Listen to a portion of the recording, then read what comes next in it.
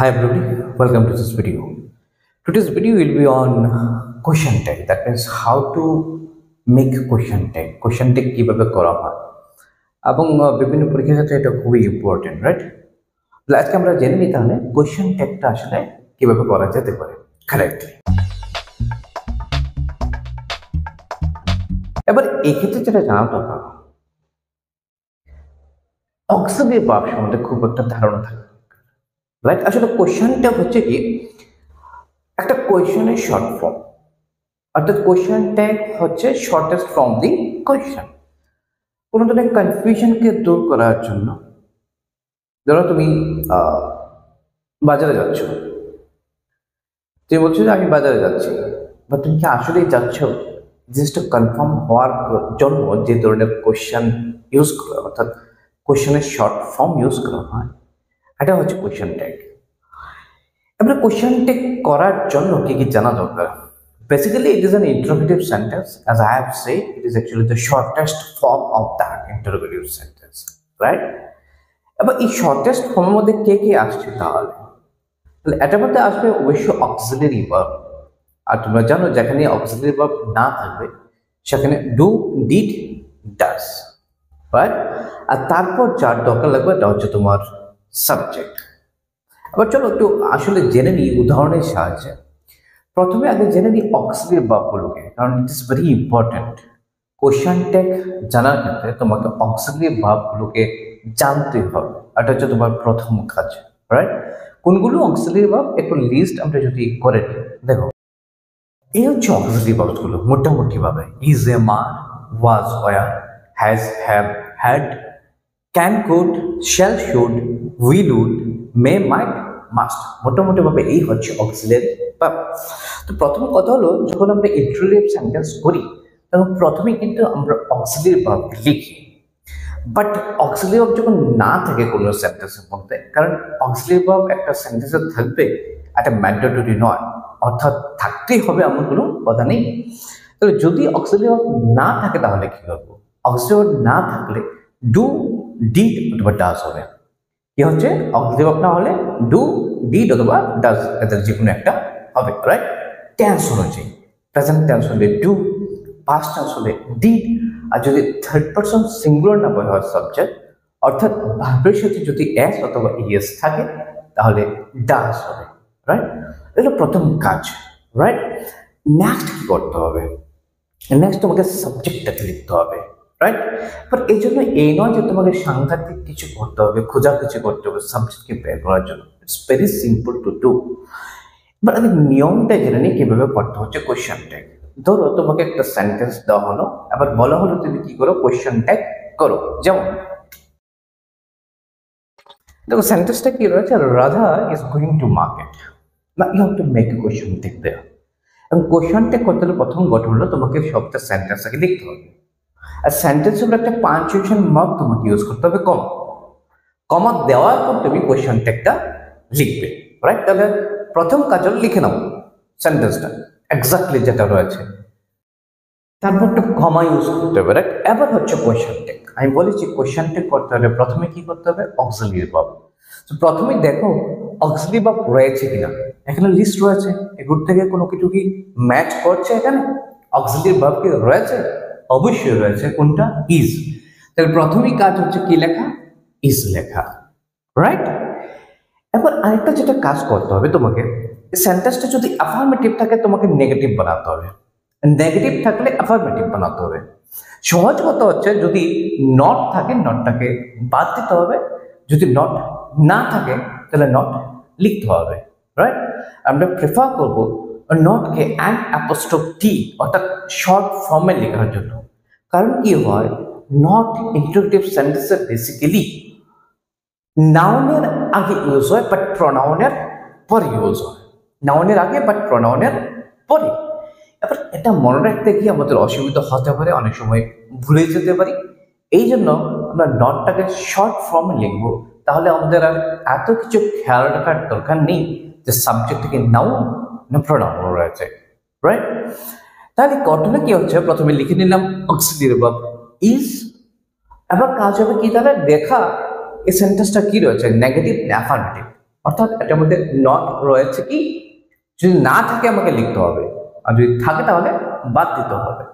রয়েছে কি, নেই, তাহলে লিখে দাও ইজন্ট। রাইট। নেক্সট কাজ হচ্ছে কি সাবজেক্ট। আমি বলি যে সাবজেক্ট বের করার জন্য খোঁজাখুঁজি করার দরকার নেই। সাবজেক্ট কি হচ্ছে, যেখানে রয়েছে প্রথম যে যার সম্বন্ধে বলা হচ্ছে সেই সাবজেক্ট। এখন হচ্ছে রাধা, কিন্তু এখানে তুমি কোশ্চেনটাকে ক্ষেত্রে রাধা লিখতে পারবে না। That means you can't use noun, অর্থাৎ এই নাউনের পরিবর্তে অ্যাপ্রোপ্রিয়েট প্রনাউন তোমাকে লিখতে হবে। রাধা মে, তাহলে কি লিখবে, শি, ইজন্ট শি, বাস হয়ে গেল। এন্ড ফাইনালি একটা কোশ্চেন মার্ক দিয়ে দাও, that it's very simple. Right, it's done. Clear কিভাবে করতে হচ্ছে তাহলে কোশ্চেনটা? চলো আরেকটা এক্সাম্পল নিয়ে নেই। এবার সেন্টেন্স রয়েছে রবি হ্যাজ ডান দিস, তাহলে প্রথম কাজ হচ্ছে সেন্টেন্সটাকে এক্স্যাক্টলি লিখে দিতে হবে, তারপর একটা কমা দিতে হবে, তারপর হচ্ছে কোশ্চেন ট্যাগ। সো প্রথমে লিখে নাও, হয়ে গেল রবি হ্যাজ ডান দিস, তারপর কমা। তাহলে প্রথমে কি লিখতে হচ্ছে, কোশ্চেনটাকে বলে অক্সিলারি ভার্ব। রয়েছে কি অক্সিলারি ভার্ব? রয়েছে। কোনটা রয়েছে? হ্যাজ। তো এক্স্যাক্টলি লিখে দাও হ্যাজ। নট রয়েছে কি? নেই, তাহলে নট লিখে দাও, হ্যাজন্ট, শর্ট ফর্ম হ্যাজন্ট। তারপর তোমাকে কি লিখতে হবে, সাবজেক্ট কিন্তু প্রনাউন, সাবজেক্টিভ প্রনাউন ফর্ম। এখানে সাবজেক্ট হচ্ছে রবি, রবি ছেলে, so the pronoun will be he, hasn't he, finally A question mark. That's it, হয়ে গেল কোশ্চেন ট্যাগ। আবার এগুলোর ক্ষেত্রে দুটো সেন্টেন্সের ক্ষেত্রে তুমি দেখলে যে এখানে কি রয়েছে, অক্সিলারি ভার্ব রয়েছে। But what you will do when there is no auxiliary verb in the sentence, অর্থাৎ এমন সেন্টেন্স যদি দেওয়া থাকে যেখানে কোনো অক্সিলারি ভার্ব নেই, এই ক্ষেত্রে তুমি কিভাবে কোশ্চেন ট্যাগ করবে? রাইট, একটা দেখে নিয়ে চলো।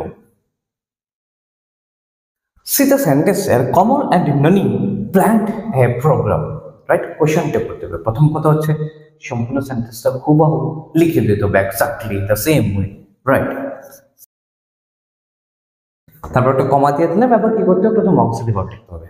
অক্সিলারি ভার্ব রয়েছে এখানে, কমল and Noni planned A programme, এগুলোর মধ্যে দিয়ে কিছু কি রয়েছে যেটা এখানে আছে? নেই না? যদি না থাকে তাহলে কি করতে হচ্ছে, ভগবান ভাই, ডু, ডিড অথবা ডাজ, ব্রহ্মা বিষ্ণু অথবা মহেশ্বর, তিনটা আসবে। কারণ কি নেই, তার অক্সিলারি ভার্ব নেই। তাহলে কি আসছে এখানে, ডু আসবে, do for present tense. Does আসবে, ভার্বের সাথে এস বা ইএস থাকলে, আছে কি? নেই। তাহলে ডিড আসবে, হ্যাঁ এক্স্যাক্টলি ডিড আসবে। কেন? পাস্ট টেন্স, তখন প্ল্যান্ড রয়েছে, that is past tense. Past tense থাকলে কি লিখতে হয়, did. So write down did. এবার কাজ হচ্ছে খোঁজাখুঁজি, নট রয়েছে কিনা, নট কিন্তু নেই, না থাকলে লিখে দাও, and apostrophe didn't. নেক্সট সাবজেক্টের প্রনাউন। সাবজেক্টকে কমল অ্যান্ড ননি, তারা দুজন, তাহলে হি অথবা সি লিখতে পারছে না। কমল এবং ননি দুজন যেহেতু, তাহলে কি হবে pronoun, they, didn't they. Finally question mark, হয় না question tag.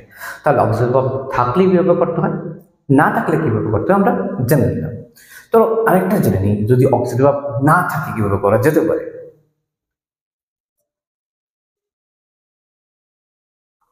Anup loves her, exactly প্রথমে লিখে দিতে হবে অনুপ লাভস হার, লিখে দিলাম। তারপর একটা কমা লিখে দিলাম, কমা। তারপর কি খুঁজতে হবে, অক্সিলারি ভার্ব। রয়েছে কি অক্সিলারি ভার্ব? নেই। না থাকলে কি করতে হবে, ডু, ডিড, ডাজ। একদিন কি হবে, ভার্বের সাথে ইএস রয়েছে, লাভস এস রয়েছে, সো কি লিখবো তাহলে, ডাজ, লিখে দাও ডাজ। নট রয়েছে কি, নেই, নেই তাহলে লিখে দাও ডাজন্ট। তারপর কি সাবজেক্ট অনুপ, ছেলে, কি লিখবো তাহলে, ডাজন্ট হি, বাস হয়ে গেল। It's very simple now, so you can do very easily, right, very simple to do. এবার কঠিন আছে, কিছু কিছু ক্ষেত্রে দেখবে তুমি হ্যাজ হ্যাভ রয়েছে ওই সেন্টেন্সটার মধ্যে, বাট হ্যাজ হ্যাভ একটা অক্সিলারি ভার্ব হিসেবে নয়, মেইন ভার্ব হিসেবে রয়েছে।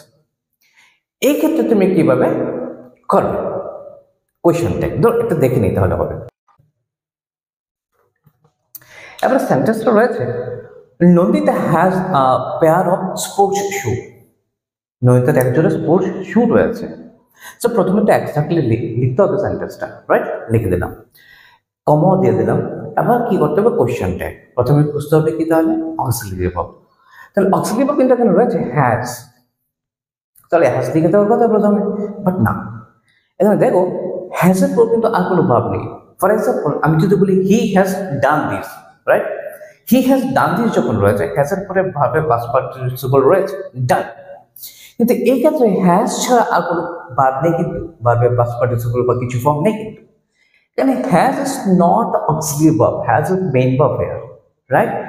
এই ক্ষেত্রে আমরা হ্যাজকে ইউজ করব না, রাইট? কি করবো তাহলে? ডু ইউজ করতে হবে। কি ইউজ করতে হবে? ডু। প্রেজেন্ট টেন্সের সময় হ্যাড যদি থাকতো তাহলে ডিড, অর্থাৎ পাস্ট টেন্সের সময় ডিড, রাইট? তাহলে এক্ষেত্রে যেহেতু has main verb, so we will not use this has here to make the question tag. এক্ষেত্রে আমরা কি করবো? ডু। তাহলে মনে রাখার ব্যাপার যেটা এটা হচ্ছে, বাকি অন্য ক্ষেত্রে same time same thing will do, that means will write down the auxiliary verb first, right? যদি অক্সিলারি ভার্ব থাকে।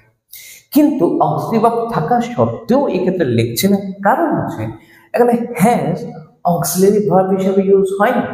হ্যাজ ছাড়া আর কোনো ভার্ব এখানে নেই, এখানে হ্যাজই হচ্ছে মেইন ভার্ব। তাই আমরা কি করবো? ডু ইউজ করবো এই ক্ষেত্রে, right?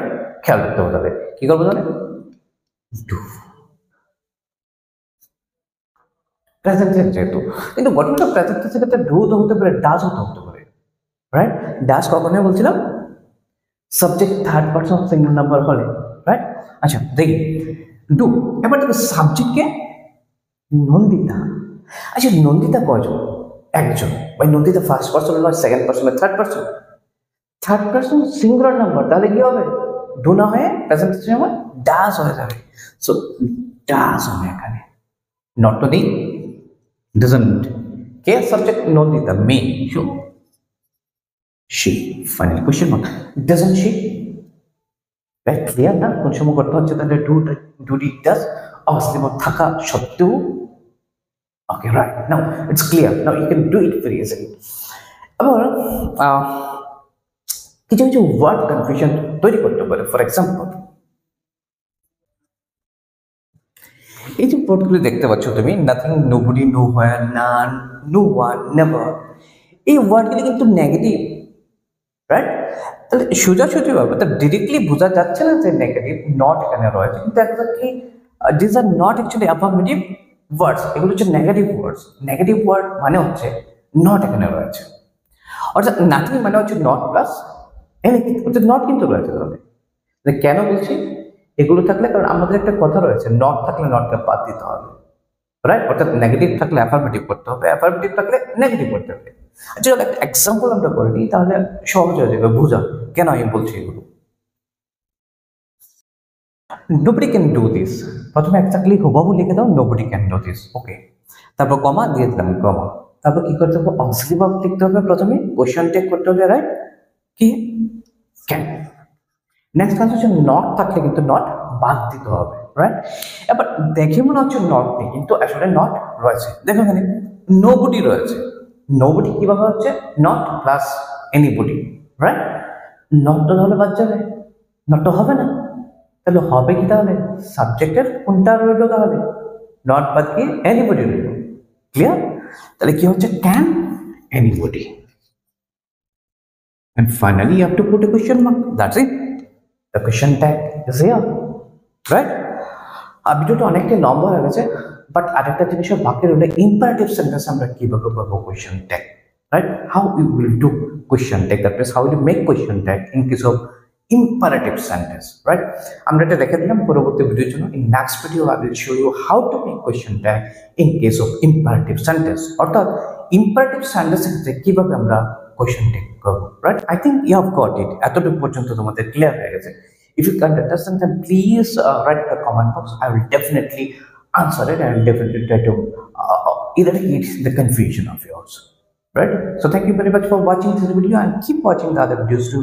Always keep supporting and always keep practicing. Thank you.